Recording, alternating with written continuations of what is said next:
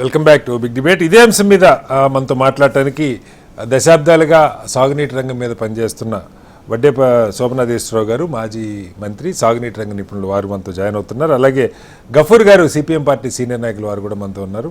అలాగే శ్రీనివాస్ గారు, జలసాధన సమితి నాయకులు, వారు కూడా మనతో జాయిన్ అవుతున్నారు. మరి కాసేపట్లో పూడి తిరుపతిరావు గారు, భారతీయ జనతా పార్టీ నాయకులు కూడా మనతో జాయిన్ అవుతారు. ముందుగా శోభనాథేశ్వరరావు గారు నమస్కారం. హలో శోభనాథేశ్వరరావు గారు. నమస్తే. నమస్తే అండి. శోభనాథేశ్వరరావు గారు, మీరు విన్నారు ముఖ్యమంత్రి గారు చెప్పండి సార్. రాబోయే 3 ఏళ్లలో సుమారుగా 35,000 కోట్ల రూపాయలు ఖర్చు పెట్టి అనేక ప్రాజెక్టులు, చిన్న పెద్ద కలిపి, సరే మొత్తం రాష్ట్రంలో అన్ని ప్రాజెక్టులని కాదు కానీ ప్రాధాన్యత క్రమంలో పోలవరం దగ్గర నుంచి మొదలు పెడితే వంశధార నుంచి పెన్నా దాకా అనేక ప్రాజెక్టులని పూర్తి చేసే ఒక క్యాలెండర్ రిలీజ్ చేశారు. ఇరిగేషన్ ప్రాజెక్ట్స్ క్యాలెండర్ అని 2028 డిసెంబర్ 31 దాకా.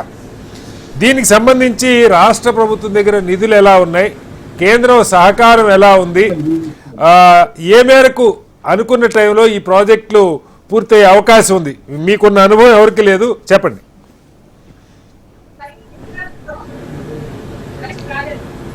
మీరు చూస్తూనే ఉన్నారు కదండి, మాటలు కోటలు దాటుతాయి కానీ పనులు మాత్రం ఒక అడుగు ముందుకు పడనటువంటి పరిస్థితి మనం చూస్తూ ఉన్నాం. ఈరోజు ప్రధానంగా పోలవరం ప్రాజెక్టు గురించి మనం చర్చించబోతూ ఉన్నాం. ఎప్పుడో టంగుటూరి రంగయ్య గారు ముఖ్యమంత్రిగా ఉండగా శంకుస్థాపన చేసినటువంటి ప్రాజెక్ట్ అది. మరి ఆ తర్వాత దాన్ని ముందుకు వెళ్ళాల. వైఎస్ రాజశేఖర రెడ్డి సీఎంగా వచ్చిన తర్వాత దానికి అనుమతులు తేవటం, అట్లాగే అప్పటికి దేశంలో ఉన్నటువంటి ఈ రిహాబిలిటేషన్ అండ్ రీసెటిల్మెంట్ పాలసీకి సంబంధించి మంచి ఒక విధానాన్ని తీసుకొచ్చి నిర్వాసితులు కూడా తగినటువంటి న్యాయం జరిగేటటువంటి విధంగా చేశాడు. కొంతమేరకే కొంత పనులు జరిగాయి. మరి అప్పటి నుంచి కూడా ఇప్పటికీ కూడా ఇంకా పూర్తి కాని పరిస్థితి ఉంది. దీనికి ప్రధానంగా కారణం ఏంటంటే, మనకి విభజన చట్టంలో చాలా స్పష్టంగా కేంద్ర ప్రభుత్వం పోలవరం ప్రాజెక్టుని జాతీయ ప్రాజెక్టుగా ప్రకటించి దాని మొత్తం ఖర్చంతా కూడా కేంద్ర ప్రభుత్వమే భరించేటటువంటి విధంగా విభజన చట్టంలో పెట్టడమే కాదు, డాక్టర్ మన్మోహన్ సింగ్ గారు ప్రధానమంత్రిగా ఉండగా క్యాబినెట్లో తీర్మానం చేశారు. ఏమనంటే, పోలవరం ప్రాజెక్టు ఒక బహుళార్థ మేజర్ ప్రాజెక్టు. అటువంటి ప్రాజెక్టుకి సహజంగా టైం ఓవర్ రన్ ఉంటుంది, కాస్ట్ ఓవర్ రన్ ఉంటుంది. ఆ పరిస్థితుల్లో ఆంధ్రప్రదేశ్ రాష్ట్రం విడిపోయినటువంటి పరిస్థితులలో ఆ రాష్ట్ర ఆర్థిక పరిస్థితి అంత బాగుంచిగా ఉండదు. కాబట్టి ఆ ధరలు పెరిగినప్పటికీ కూడా 2014 ఏప్రిల్ నాటికి ఉన్నటువంటి ధరల నుంచి పెరిగినప్పటికీ కూడా కేంద్ర ప్రభుత్వమే భరించి పూర్తి చేయాలి అని చెప్పి కేబినెట్ తీర్మానం నిర్ణయం చేస్తే, మోడీ గారి ప్రభుత్వం వచ్చిన తర్వాత దాదాపు 2 ఏళ్ల తర్వాత 2014 ఏప్రిల్ నాటికి ఇంకా మిగిలి ఉన్న పనులు ఏముండయో వాటి వరకే ఇస్తాము, రిహాబిలిటేషన్ అండ్ రీసెటిల్మెంట్తో మాకు సంబంధం లేదు అనేటటువంటి విధంగా వాళ్ళు పాలసీ మ్యాటర్ ప్రకటించారు.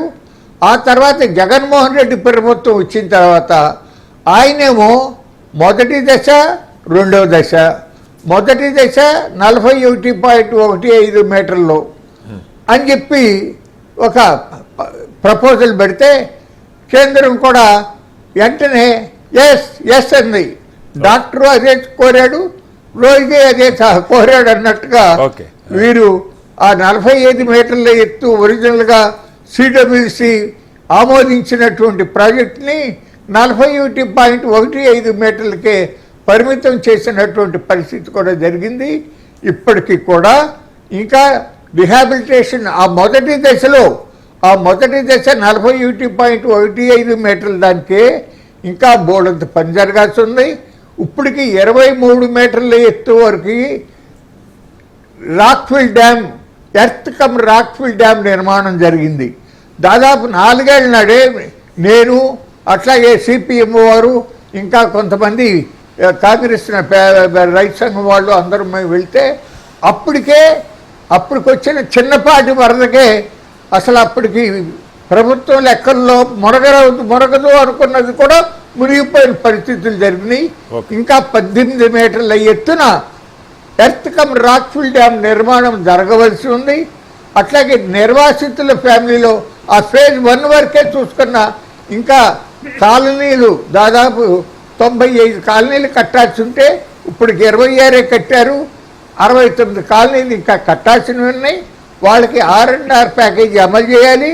అప్పుడు వాళ్ళందరినీ బయటికి పంపించిన తర్వాత నీళ్లు నిల్వ చేసి గ్రావిటీలో పంపిస్తారా, లిఫ్ట్ చేసి పంపిస్తారో ఏదైనా ఆంధ్రప్రదేశ్ రాష్ట్రానికి పోలవరం జీవనాడి 10,40,000 ఎకరాలకి సాగునీరు అందించడమే కాకుండా అవసరమైతే అటు క్షామపీడిత ప్రాంతం అయినటువంటి రాయలసీమకు కూడా అట్లాగే ప్రకాశం జిల్లాకు కానీ నెల్లూరు జిల్లాకి కానీ కొంత అదనపు జలాన్ని తరలించడానికి అవకాశం ఉన్నటువంటిది పోలవరం ప్రాజెక్టు. కాబట్టి రాష్ట్ర ప్రభుత్వం కేంద్ర ప్రభుత్వంతో మాట్లాడి కేంద్ర ప్రభుత్వానికి అనవసరమైన ప్రతిపాదనలు పెడుతున్నారు. ఆల్రెడీ హైదరాబాద్ నుంచి Bezawada national highway 65 6 lane road చాలా వరకు 6 లేన్ అయ్యింది. ఇంకా మిగిలినవి కూడా చేసేస్తున్నారు. అది అట్లా ఉండగా ఇప్పుడు మళ్ళీ అమరావతి నుంచి హైదరాబాద్ ఫ్యూచర్ సిటీకి అని చెప్పి మళ్ళీ గ్రీన్ ఫీల్డ్ ఎక్స్ప్రెస్ హైవే 25,000 కోట్ల నుంచి 33,000 కోట్లు ఖర్చు అయ్యేటటువంటి ఒక కొత్త ప్రపోజల్ పెడితే దానికి కేంద్ర ప్రభుత్వం కూడా ఎస్ అంటుంది. అటువంటి దానికి బదులు ఆ కేంద్ర ప్రభుత్వం దగ్గర నుంచి ప్రధానమంత్రి కృషి సంచాయి యోజన AIBP పథకం కింద ఒక 20,000 కోట్లు తీసుకోండి, చక్కగా టక పోలవరం ప్రాజెక్ట్ పూర్తి చేయండి. ఇంకా ఎప్పటి నుంచో 35 ఏళ్ళ నుంచి నడుస్తూ ఉన్న ప్రాజెక్టులు ఉన్నాయి. వాటిని పూర్తి చేసి రైతులకు సాగునీరు అందించండి, త్రాగునీరు అందించండి అని చెప్పి మీ ఛానల్ ద్వారా గౌరవ ముఖ్యమంత్రి గారికి విజ్ఞప్తి చేస్తున్నారు. Right sir. మళ్ళీ